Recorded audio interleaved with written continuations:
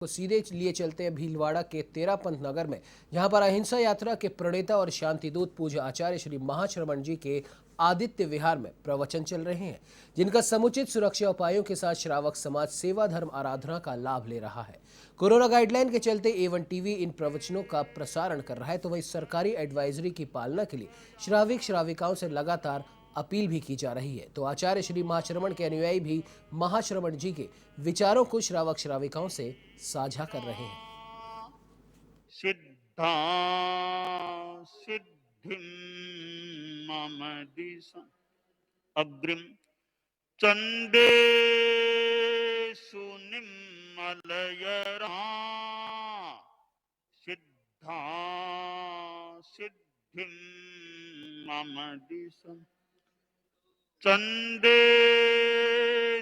निम्मलयरा सिद्धा सिद्धिं चंडेषु निम्मलयरा सिद्धा सिद्धिं चंडेषु निम्मलयरा सिद्धा सिद्धिं चंडेषु निम्मलयरा सिद्धा सिद्धिं चंडेषु निम्मलयरा सिद्धा सिद्धिं मम दिशा चंडेषु निम्मलयरा सिद्धा सिद्धिं चंडेषु निम्मलयरा सिद्धा सिद्धिं चंडेषु निम्मलयरा सिद्धा सिद्धिं चंडेषु निम्मलयरा सिद्धा सिद्धिं चंडेषु निम्मलयरा सिद्धा सिद्धिं चंडेषु निम्मलयरा सिद्धा सिद्धिं अग्रिम इत्येषु अह्यं प्रयासयरा सिद्धा सिद्धिं इत्येषु अह्यं प्रयासयरा सिद्धा सिद्धिं इत्येषु अह्यं प्रयासयरा सिद्धा सिद्धिं इत्येषु अह्यं प्रयासयरा सिद्धा सिद्धिं इत्येषु अह्यं प्रयासयरा सिद्धा सिद्धिं इत्येषु अह्यं प्रयासयरा सिद्धा सिद्धिं इत्येषु अह्यं प्रयासयरा सिद्धा सिद्धिं इत्येषु अह्यं प्रयासयरा सिद्धा सिद्धा सिद्धिम् आइत्येषु अह्यं प्रयासयरा सिद्धा सिद्धिम् आइत्येषु अह्यं प्रयासयरा सिद्धा सिद्धिम् आइत्येषु अह्यं प्रयासयरा सिद्धा सिद्धिम् आइत्येषु अह्यं प्रयासयरा सिद्धा सिद्धिम् आइत्येषु अह्यं प्रयासयरा सिद्धा सिद्धिं मम दिशन्त अग्रिम सागर वर गंभीरा सिद्धा सिद्धिं मम दिशन्तु सागर वर गंभीरा सिद्धा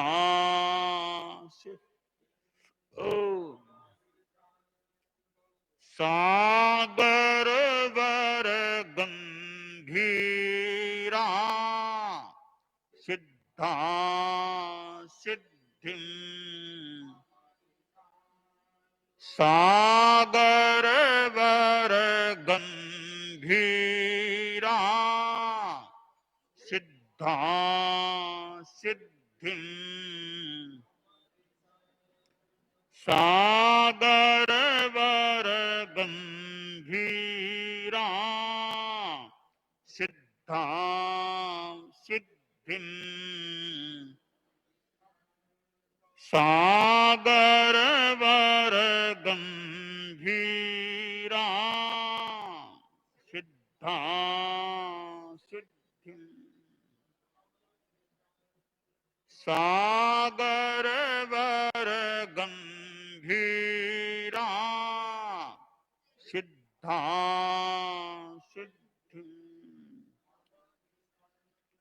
सागर वर गंभीरा सिद्धा सिद्धिं सागर वर गंभीरा सिद्धा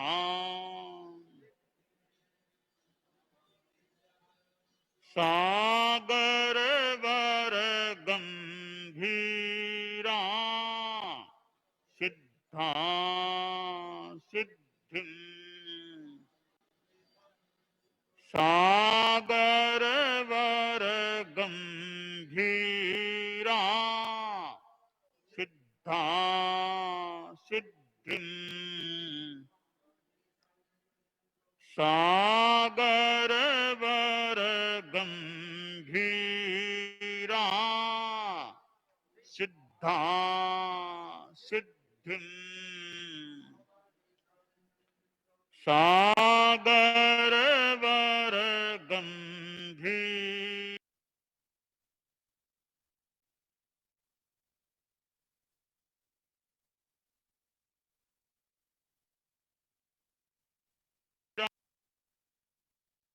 अग्रिम आबोहि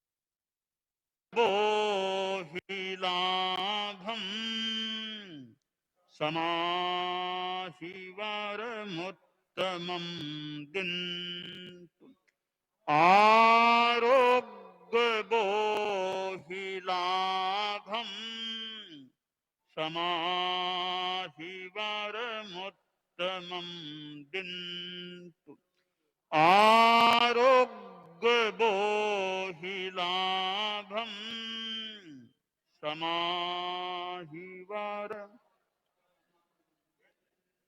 आरोग्य बोहिलाभम समाहिवरमुत्तमम् आरोग्य बोहिलाभम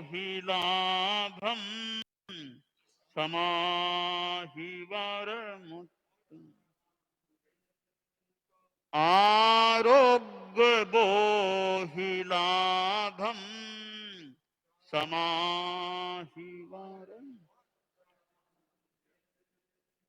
आरोग्य बोहिलाभम समाहिवरम् आरोग्य बोहिलाभम समाहिवरम् आरोग्य बोहिलाभम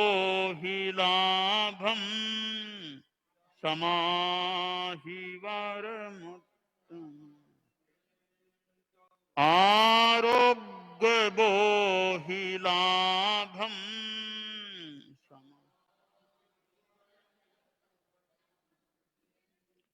आरोग्य बोहिलाभम समाहिवरमुत्तमम् आरोग्य बोहिलाभम समाहिवरमुत्तमम् आरोग्य बोहिलाभम समाहिवरमुत्तमम्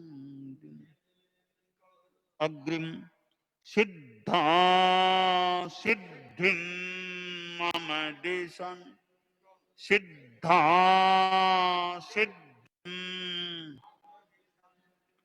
सिद्धा सिद्धिं मम सिद्धा सिद्धिं मम सिद्धा सिद्धिं मम सिद्धा सिद्धिं मम सिद्धा सिद्धिं मम सिद्धा सिद्धिं मम सिद्धा सिद्धिं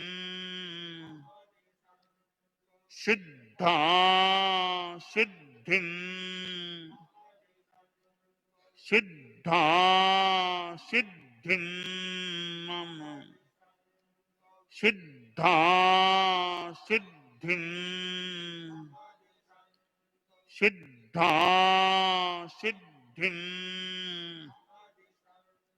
सिद्धा सिद्धिं सिद्धा सिद्धिं सिद्धा सिद्धिं सिद्धा सिद्धिं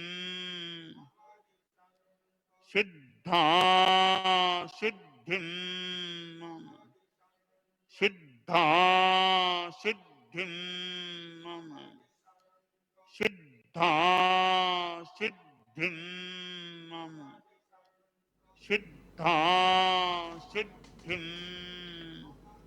अग्रिम च वित्तिं लब्धामो नय कोई उवहम मयि अहा गड़े सूरियन्ति पुप्फेषु भमराजहा महुकार समाबुद्धा जे भवन्ति अनिश्चिया नाना पिंडरया दंता तेन बुच्चन्ति साहुनो ॐ ह्रीं क्लीं श्रीं धम्मो मंगलमुक्किट्ठम् अहिंसा संयमो तवो देवावि तं नमंसन्ति जस्य धम्मे शयामणो जहादुमस्य पुक्खेषु भमरो आगियै रसम नय पुप्फम किलाने सोय पीणे अपयम एने समणा मुत्ता जे लो संति साहुणो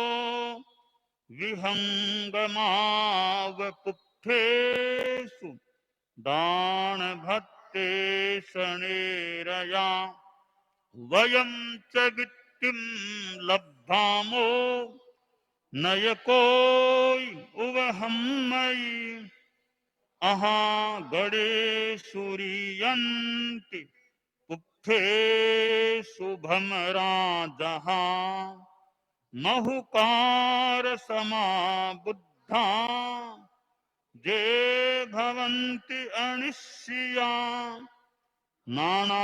नानापिण्डरया दन्ता तेन बुच्चन्ति साहुणो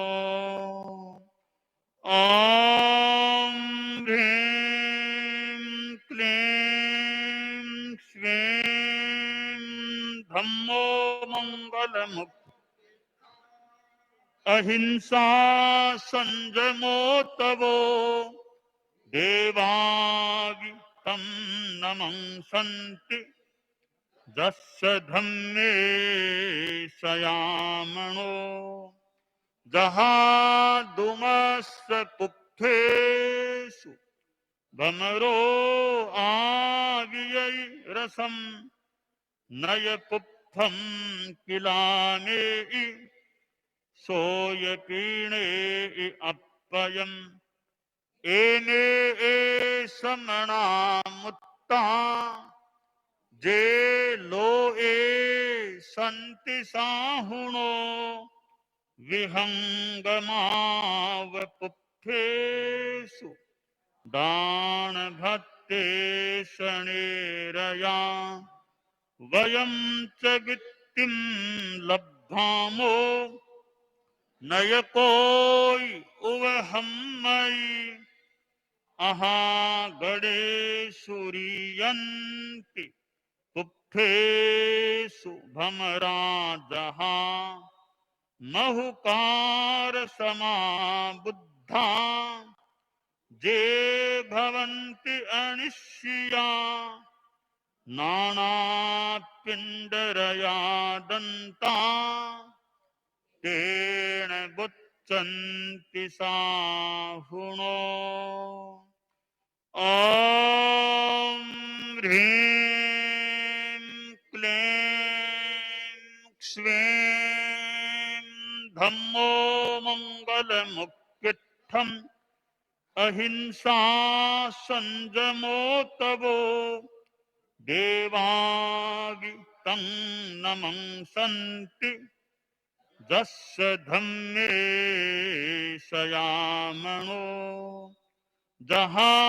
जहादुमस्य पुप्फेषु भमरो आगियै रसं नय पुप्फं किलाने सोय पीणे अपयम् एने समणा मुत्ता जे लो संति साहुणो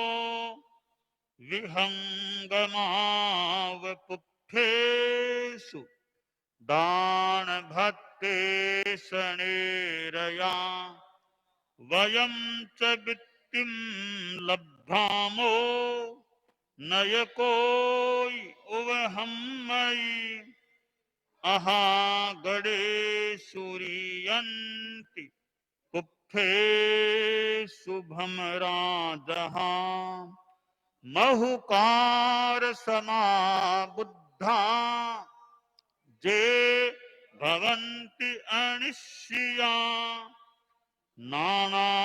नानापिण्डरया दन्ता तेन बुच्च गच्छन्ति साहुनो तेन बुद्धन्ति सा। प्रयोग कालांश संपन्न।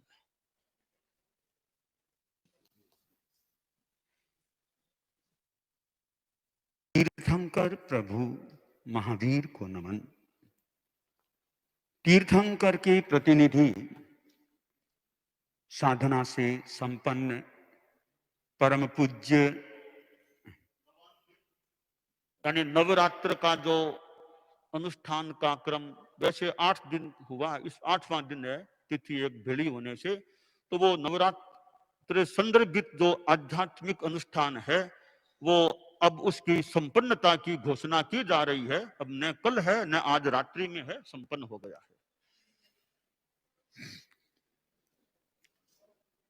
मुख्य मुनि प्रवर, मुख्य नियोजिका जी, साध्वी वरिया जी, साधु साध्वी वृंद, समणी जी, बंधुओं एवं बहनों, हम पूज्य प्रवर में कई प्रकार की शक्तियों के दर्शन करते हैं।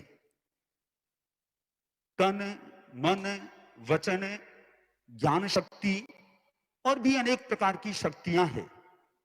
यदि एक ही महापुरुष में सब शक्तियों के दर्शन करने हो तो आचार्य श्री महाश्रमण जी में किए जा सकते हैं, और उसके लिए कोई प्रमाण की अपेक्षा नहीं है। हम स्वयं देख रहे हैं, वचन बल ये एक शक्ति है, और पूज्य प्रवर के जप अनुष्ठान के द्वारा, मंगल प्रवचन के द्वारा उसका दर्शन होता है। मन की शक्ति भी पूज्य प्रवर की अद्वितीय है, विलक्षण है।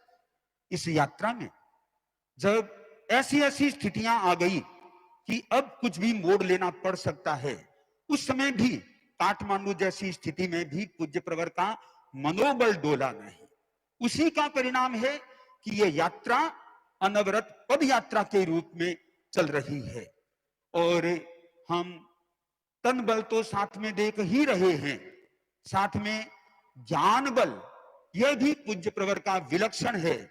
हम इन सब बलों के गहराई में या मूल में देखें तो पूज्य प्रवर का अपना साधना बल है। उस साधना बल के कारण ये सारे बल पूज्य प्रवर में सुशोभित हो रहे हैं। हम भी पूज्य प्रवर की मंगल देशना से अपने आप को साधना में लगाए रखें, ताकि हम भी शक्ति संपन्न होते हुए एक दिन निरंतराय होंगे, सर्वशक्ति संपन्न होंगे और मोक्ष श्री का वर्ण भी कर सकेंगे। तो ऐसे परम पूज्य गुरुदेव से हम सुने अमृत देशना निवेदन पूज्य प्रवर।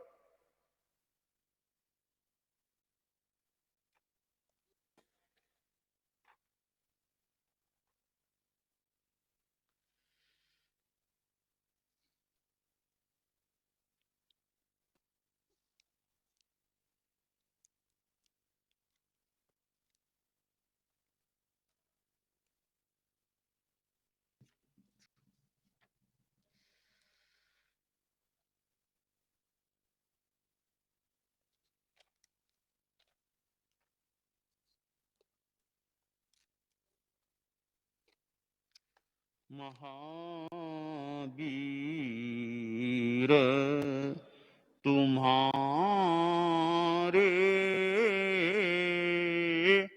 चरणों में श्रद्धा के कुसुम चढ़ाए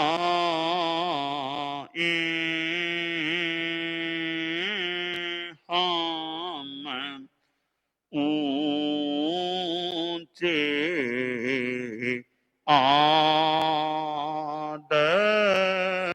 आदर्शों को अपना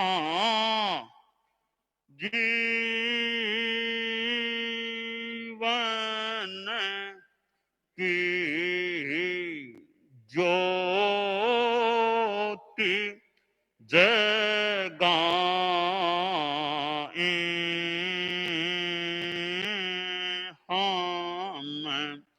महावीर तुम्हारे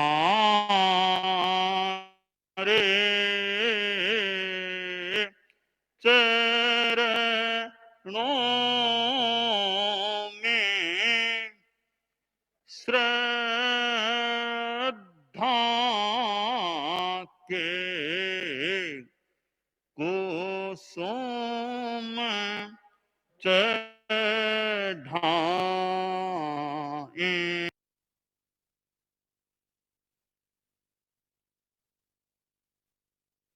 कौशिके पाद संस्पृशि निर्विशेष मनस्काय श्री वीरस्वामिने नमः। ठाणम आगम में कहा गया है, 10 अच्छेर गा पुण्यता तंजहा संगहनी कहा उव सग गब्ध हरणम इत्थि तित्थम अभाविया परिसा कण्हस्वर कंका उत्तरणम चंदसूराणम हरिवंश कुलपत्ति चमरुपातोय अट्ठसय सिद्धा असंजते सुपुआ दशवि अनंतेन कालेन। हमारी दुनिया नियमों से मानो या व्यवस्था से चल रही है। यह सृष्टि है, पता नहीं कितने कितने नियम इस सृष्टि के होंगे और कितने नियम हमसे अज्ञात भी होंगे। शास्त्रों में अनेक बातें मिलती हैं जिनसे जानकारी मिलती है कि शास्त्रों के अनुसार ये कई सृष्टि के नियम हैं। कौन प्राणी मरकर के अगली गति में कहां जा सकता है, कहां से वह आया हो सकता है, इस संदर्भ में भी अनेक नियम हैं। और भी कई ऐसे नियम व्यवस्थाएं सृष्टि की हो सकती हैं। कभी कभी कोई ऐसी घटना भी घट सकती है जो सामान्यतया नहीं होने की है, कदाचित वह घटना घट जाती है। ऐसी घटना को आश्चर्य कहा जा सकता है। सामान्य क्रम रूढ़ि से हटकर किसी प्रसंग का होना एक आश्चर्य की बात हो सकती है। यहां ठाणम आगम में 10वें स्थान में 160वें सूत्र में 10 आश्चर्यकारी घटनाएं, आश्चर्य बताए गए हैं। जैन शासन में भगवान महावीर के काल तक 10 ऐसी अद्भुत घटनाएं घटी हैं जिन्हें आश्चर्य की संज्ञा दी गई है।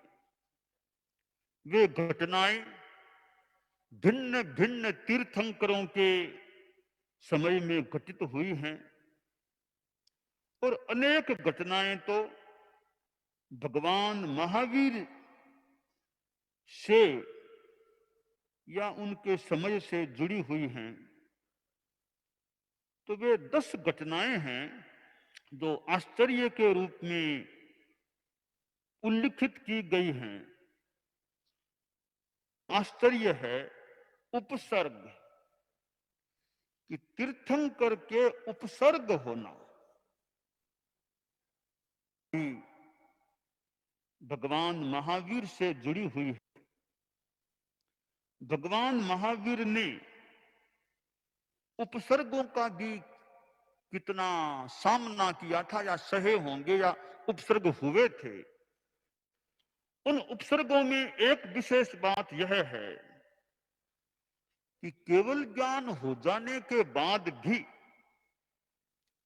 तीर्थंकर महावीर, ऐसे ही तीर्थंकर तो बड़े पुण्यशाली महापुरुष होते हैं। तीर्थंकर नाम गोत्र कर्म का होना भी, तीर्थकरत्व का होना भी उनकी महान पुण्यशालिता का परिचायक होता है।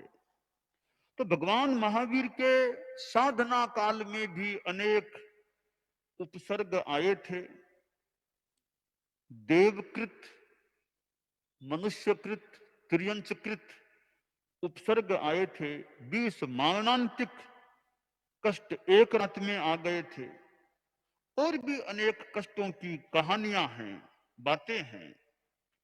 परंतु केवल ज्ञान हो जाने के बाद तीर्थकरत्व की अवस्था में भी भगवान महावीर पर एक मानो प्रयोग किया गया था और उन पर तेजोलब्धि का प्रयोग किया गया, उनको मानो पीड़ित किया गया। यह एक आश्चर्य की बात है कि तीर्थंकर को भी इस प्रकार पीड़ित कर दिया, स्वास्थ्य पर असर भी हो गया। तो यह सामान्यतया न होने की सी बात है, पर आश्चर्य है कि तीर्थंकर पर भी ऐसा प्रयोग कर दिया गया। और मेरा सोचना गलत न हो तो मैं इस प्रयोग की जो भगवान महावीर पर किया गया था, कुछ अंशों में तांत्रिक प्रयोग से उसकी तुलना करता हूं कि तांत्रिक प्रयोग जैसे कोई सुनने में आते हैं कर दिया जाता है, मानो कोई तांत्रिक प्रयोग भगवान महावीर पर कर दिया गया और स्वास्थ्य पर असर भी हुआ, बीमार भी रहे। तो यह एक आश्चर्यकारी प्रसंग है। इस प्रकार तीर्थंकर को तीर्थंकर की अवस्था में उपद्रवित कर दिया जाना। दूसरा प्रसंग आश्चर्य का है, गर्भ संहरण। एक प्रसिद्ध घटना है। भगवान महावीर जब देवानंदा ब्राह्मणी की कुक्षी में थे और फिर उनका त्रियाणी त्रिशला की कुक्षी में ट्रांसफर उन्हें किया गया था, स्थानांतरित किया गया था, यानी गर्भ संहरण किया गया था। तो एक ब्राह्मणी की कुक्षी से क्षत्रियाणी की कुक्षी में उन्हें स्थापित किया गया। और तीर्थंकर होने वाले हैं तो बहुत एक उच्च कुल में पैदा हो, ऐसे किसी प्रसंग से अनुकंपा के रूप में भगवान महावीर को गर्भ काल में संहरित किया गया था। तो इस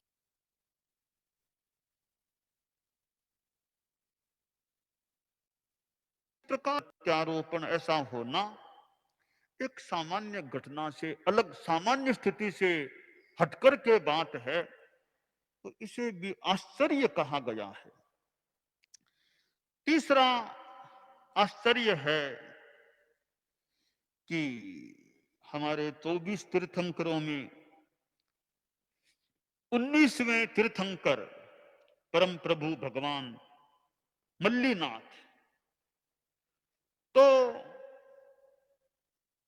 श्वेतांबर आमनाय के अनुसार भगवान मल्लीनाथ या भगवती मल्लीनाथ स्त्री थे, साध्वी थे, स्त्री थे। तो स्त्री का तीर्थंकर बनना सामान्य व्यवस्था से हटकर है। सामान्य व्यवस्था के अनुसार पुरुष ही, साधु ही तीर्थंकर बनते हैं। पर एक घटना ऐसी मिलती है आगम में कि स्त्री भी, साध्वी भी तीर्थंकर बन गई थी, जो कि सामान्य व्यवस्था से एक मानो हटकर बात है। यह एक आश्चर्य है कि एक साध्वी, एक महिला भी तीर्थंकर बन गई थी। चौथा प्रसंग है अभावित परिषद।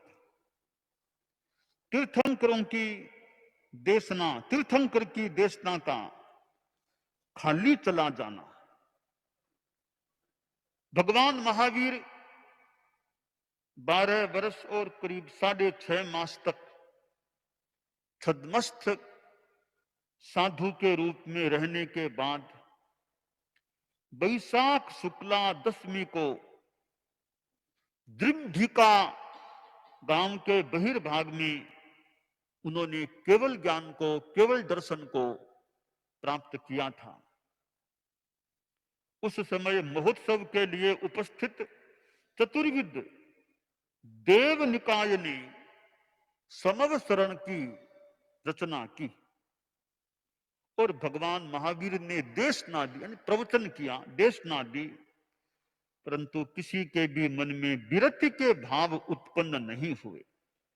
तीर्थंकर की देशना ऐसे खाली नहीं जाती, पर वह खाली गई कोई भी विरक्ति भाव वाला नहीं बना। यह भी एक आश्चर्य, तीर्थंकर की देशना यूं खाली चली गई, इसे भी एक आश्चर्य बताया गया है। पांचवा प्रसंग है कि कृष्ण का अपरकंका नगरी में जाना। ये हमारे जैन भूगोल में 28 द्वीप की जो एक व्यवस्था है, और हम जिस द्वीप में हैं वह जम्बू द्वीप है। हमारे पड़ोस में कुछ आगे धातकी खंड भी द्वीप है।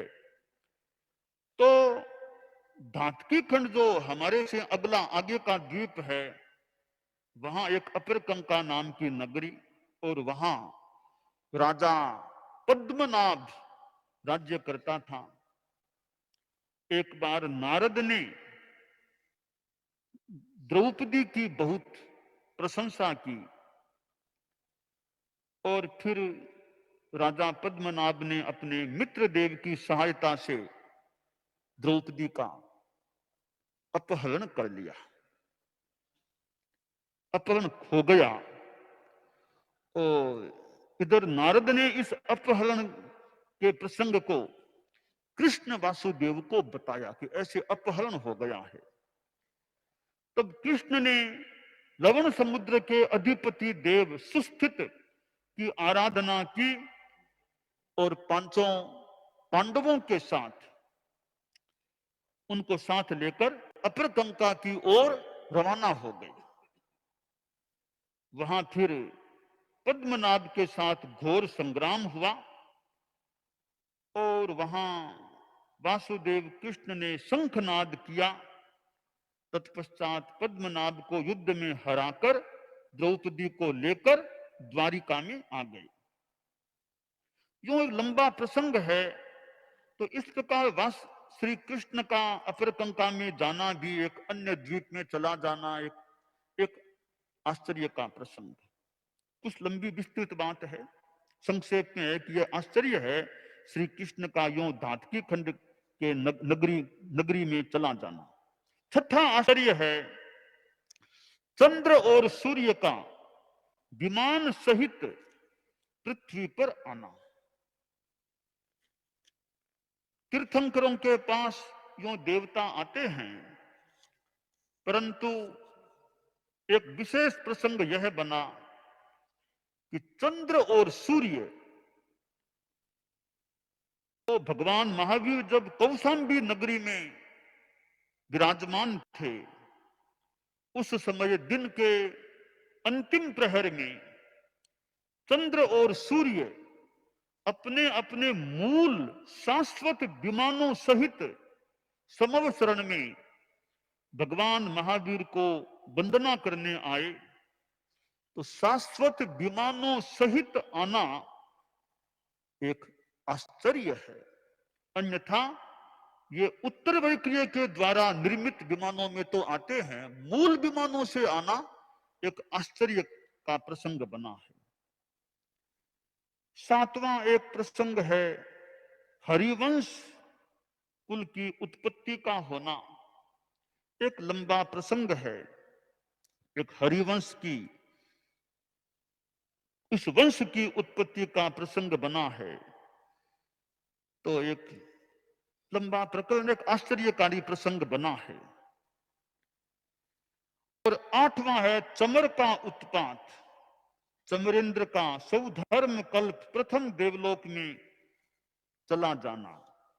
यह भी एक आगम में प्रसंग आता है कि किस प्रकार चमरेंद्र, तो भवनपति निकाय में एक इंद्र है, वो कैसे ऊपर सौधर्म देवलोक में वहां जाता है उधर, और कैसे वहां के इंद्र की एक अवहेलना सी कर देता है, कैसे फिर वो वापिस भागता है, आता है भगवान महावीर के पास, उनकी मानो शरण में आता है।